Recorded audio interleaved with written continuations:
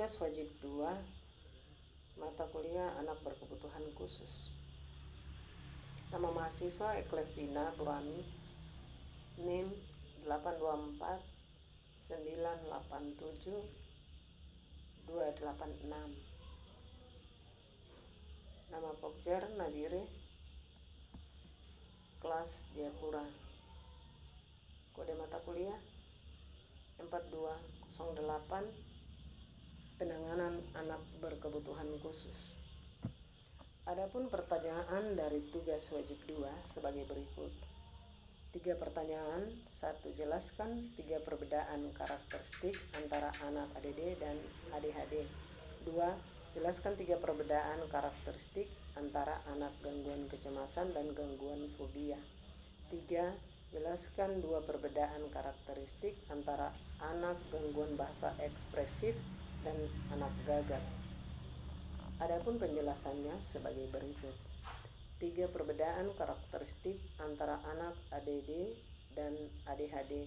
Adapun yang utama dari anak ADD atau anak ADHD adalah masalah perilaku. Anak ADD biasanya tidak hiperaktif, mereka tidak tampak kelebihan energi seperti umumnya terlihat pada anak ADHD.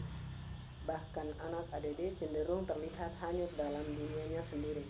Jadi anak ADD adalah salah satu tipe dari gejala anak ADHD. Adapun karakteristik anak ADD sebagai berikut. Yang pertama, sulit memperhatikan secara detail dan ceroboh. Yang kedua, sulit fokus dalam jangka waktu panjang dalam mengerjakan tugas atau bermain.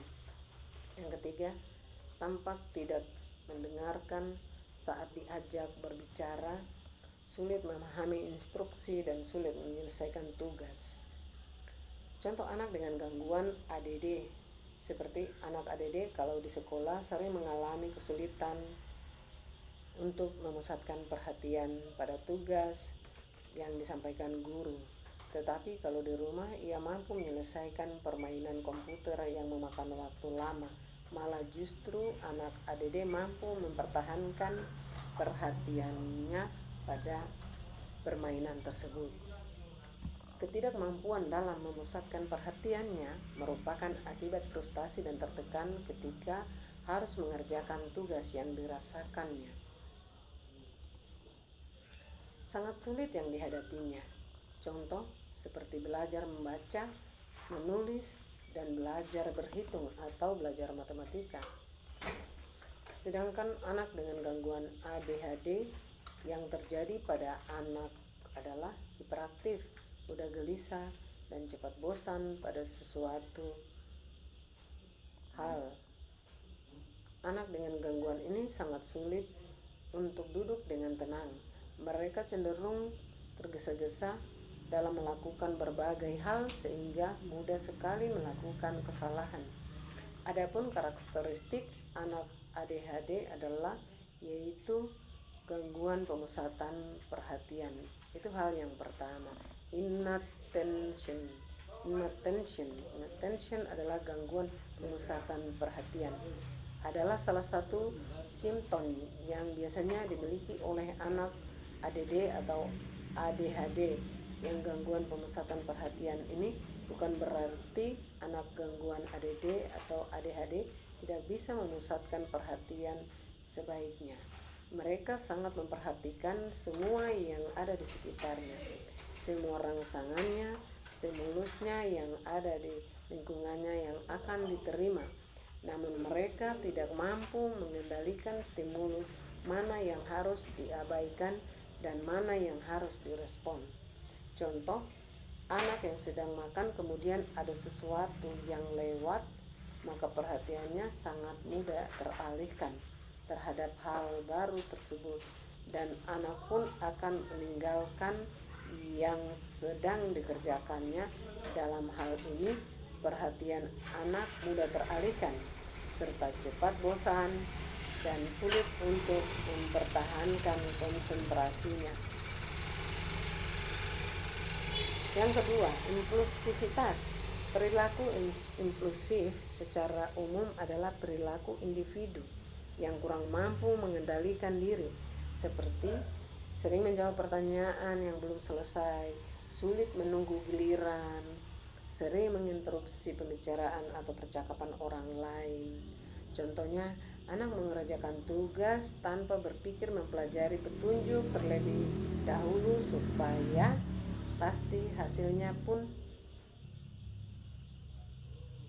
Yang pertama, kita ulang yang pertama, anak mengerjakan tugas tanpa berpikir mempelajari petunjuk terlebih dahulu, sudah pasti hasilnya pun akan salah.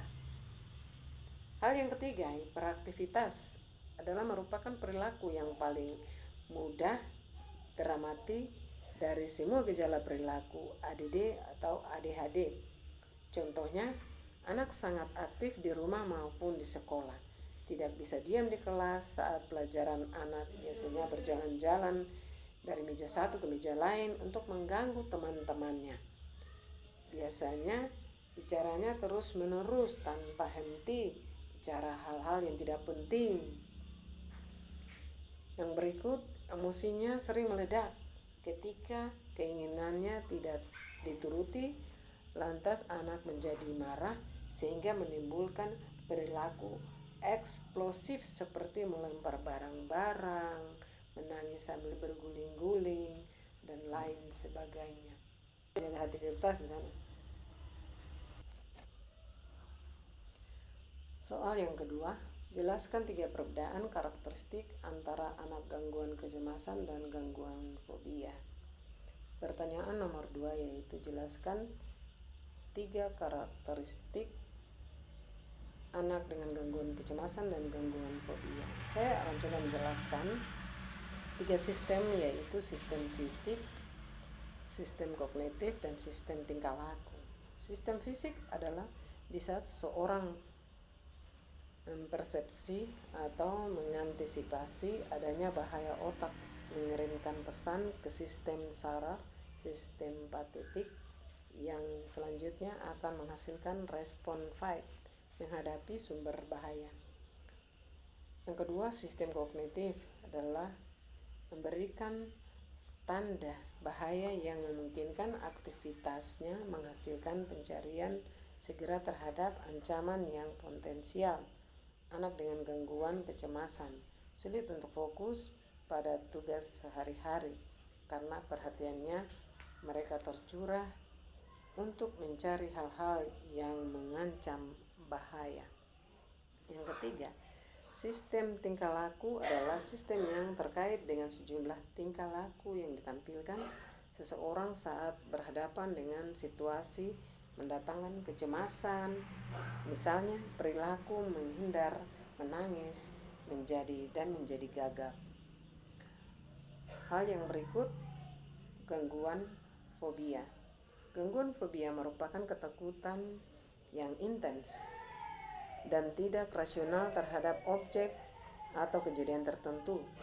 Ketakutan tersebut bersifat mengganggu dan objek atau peristiwa yang ditakuti relatif juga tidak berbahaya. Jadi karakteristik anak yang mengalami fobia adalah adanya ketakutan dan kecemasan yang nyata terhadap objek atau situasi tertentu, misalnya takut dengan anjing atau pada hewan, takut dengan ketinggian ketika naik pesawat, dan juga takut pada suntikan. Pada anak-anak, ketakutan ini dan kecemasan ini dapat mengekspresikan dengan berteriak atau menangis. Objek atau situasi yang ditakuti secara aktif dihindari atau kecemasan yang bertahan dengan intens. Yang ketiga, ketakutan atau kecemasan tingkah laku menghindari tersebut menyebabkan distres klinis yang disignifikan dan mengganggu area sosial, pekerjaan, dan area berfungsi lainnya. Karakteristik yang berbeda ditemukan pada anak dengan fobia SCOM. Biasanya mengembangkan 3 karakteristik. Yang ketiga, soal yang ketiga, jelaskan dua perbedaan karakteristik antara anak gangguan bahasa ekspresif dan anak gagap. Anak dengan gangguan bahasa ekspresif atau ungkapan, suatu gangguan yang terjadi saat seseorang menjalani komunikasi yang ditandai dengan ketidakmampuan dalam mengungkapkan perasaan atau ide-idenya. Contohnya, antara apa yang dimengerti oleh anak dan dengan apa yang ingin dikatakannya. Contoh, wow, indah sekali pantai ini. Itu adalah salah satu contoh dengan bahasa ekspresif. Gangguan bahasa ekspresif dan gangguan komunikasi lain yang sejenis merupakan gangguan yang dapat dikoreksi oleh anak secara mandiri bersama dengan berjalannya waktu pada usia sekitar 6 tahun tanpa memerlukan intervensi atau penanganan secara khusus baik dari pihak keluarga maupun dari pihak sekolah. Sedangkan karakteristik anak gagap, pada anak gagap biasanya bersifat sementara dan bisa hilang dengan sendirinya seiring pertambahan usia. Akan tetapi anak